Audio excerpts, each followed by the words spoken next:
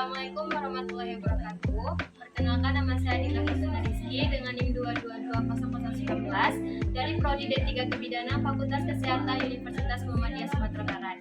Baiklah, di sini saya akan menampilkan tentang video anatomi panggul, di mana anatomi panggul itu sangat berperan penting dalam proses persalinan. Selamat menyaksikan. Di sini saya akan menjelaskan tentang anatomi panggul yang terdiri dari panggul keras. Itu ada pelvis mayor, yaitu panggul besar untuk menampung alat isi perut, lalu ada pelvis minor atau panggul kecil untuk menampung alat kandungan dan berperan dalam proses persalinan. Yang pertama kita membahas tentang pelvis mayor. Pelvis mayor terdiri dari 4 buah tulang. Yang pertama ada 2 buah tulang pangkal paha atau os coxae, lalu ada 1 buah tulang kelang pangan atau os sacrum, dan ada 1 buah tulang coccygeus atau tulang sendi, tulang ekor. Yang pertama kita membahas tentang os coxae atau 2 buah tulang pangkal paha. Di os coxae itu ada tulang ilium atau tulang usus. Ini ada namanya fossa ilium. Lalu di sini ada cekungan atau cawan, ini namanya acetabulum. Lalu bagian keras ini namanya crista iliaca.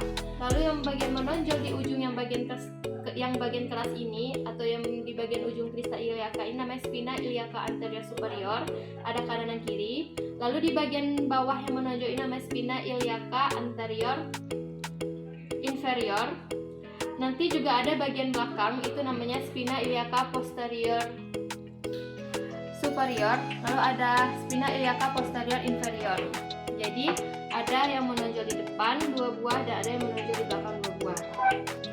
Selanjutnya antara os ilium dengan os sacrum ini ada yang namanya articulatio sacroiliaca. Lalu ini namanya linea terminalis atau linea innominata,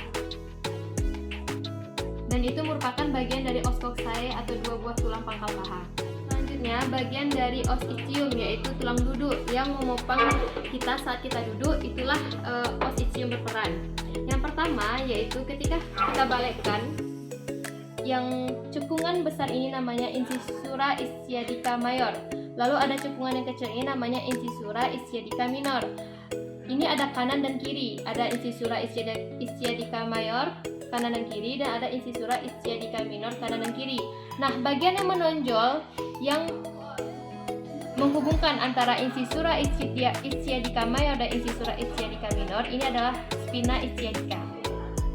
Sekali lagi, yang menghubungkan antara incisura ischiadica mayor dan incisura ischiadica minor itu ada spina ischiadica. Selanjutnya, bagian dari os ischium atau tulang duduk itu ada yang bagian lubang ini namanya foramen obturatorium. Lalu bagian atas ini namanya ramus superior ossis pubis, dan bagian bawah ini namanya ramus inferior ossis pubis. Lalu bagian menonjol ini namanya tuberculum pubis. Lalu ini namanya adalah symphysis pubis. Selanjutnya kita membahas tentang os pubis atau tulang kemaluan. Jadi di os pubis itu ada ini namanya symphysis pubis. Itu merupakan bagian dari tulang kemaluan. Baiklah, selanjutnya itu tadi merupakan bagian dari os coxae atau 2 buah tulang pangkal paha yang terdiri dari 4 buah tulang tadi, ada os ilium, os ischium, dan os pubis. Sekarang kita membahas tentang os sacrum atau tulang kelangkangan. Jadi os sacrum ini ada yang bagian menonjol pertama disebut dengan promontorium. Lalu di os sacrum ini ada namanya lubang sakral. Itu ada 1, 2, 3, 4, dan 5. Ada 5 lubang sakral. Yang menghubungkan antara sacrum dengan os coccygeus ini namanya articulatio sacrococcygeus. Dan yang menghubungkan sacrum dengan os ilium itu ada yang namanya articulatio sacroiliaca. Lalu jika kita putar ke belakang, ada bagian yang menonjol berduri-berduri ini namanya adalah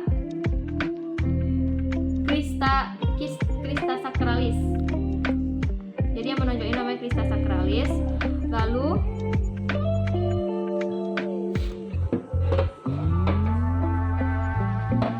selanjutnya kita membahas tentang os coccygeus yang terakhir, yaitu tulang ekor.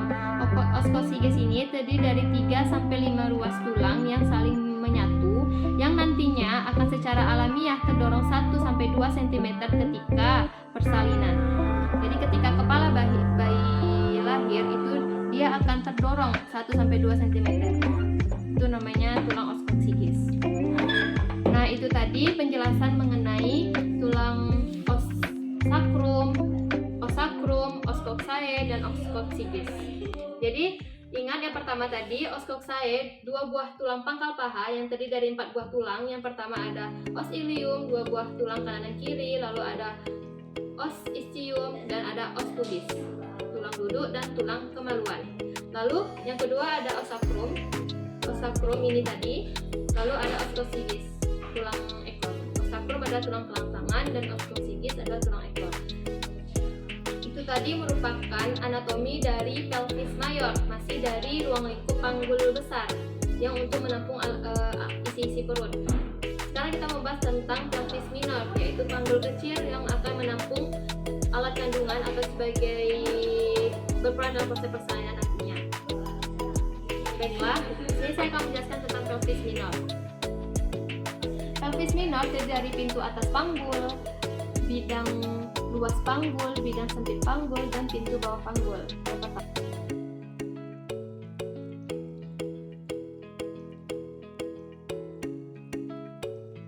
Sampai ke os ilium kanan dan kiri, sampai ke linea terminalis atau linea innominata kanan dan kiri, sampai ke bagian ramus superior osis pubis kanan dan kiri, sampai ke pinggir atas simfisis pubis. Nah, itu merupakan bagian dari pintu atas panggul.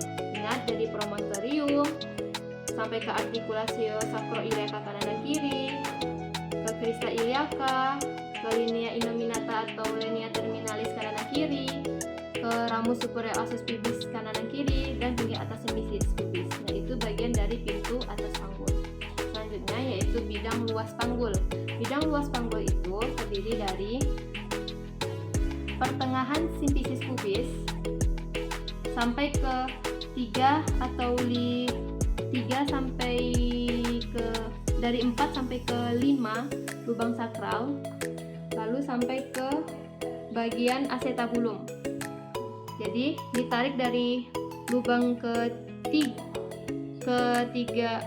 atau kelima sakral sampai ke acetabulum, lalu sampai ke bagian tengah simfisis pubis. Itu merupakan bidang luas panggul. Selanjutnya bidang sempit panggul itu mulai dari spina ischiadica sampai ke pinggir bawah simfisis. Itu merupakan bagian sempit panggul dari spina ischiadica lalu sampai ke tepi bawah simfisis pubis. Selanjutnya yaitu yang terakhir, pintu bawah panggul. Pintu bawah panggul, ketika kita melihat bagian tulang duduk kanan dan kiri ini, ketika kita menarik lurus itu membentuk segitiga depan dan segitiga belakang.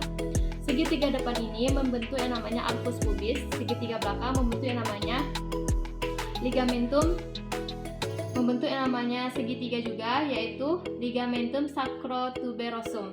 Jadi segitiga belakang namanya ligamentum sacrotuberosum dan segitiga depan namanya arcus pubis. Itu merupakan bagian dari pintu bawah panggul. Baiklah, mungkin cukup sekian penampilan video mengenai anatomi panggul. Semoga bermanfaat.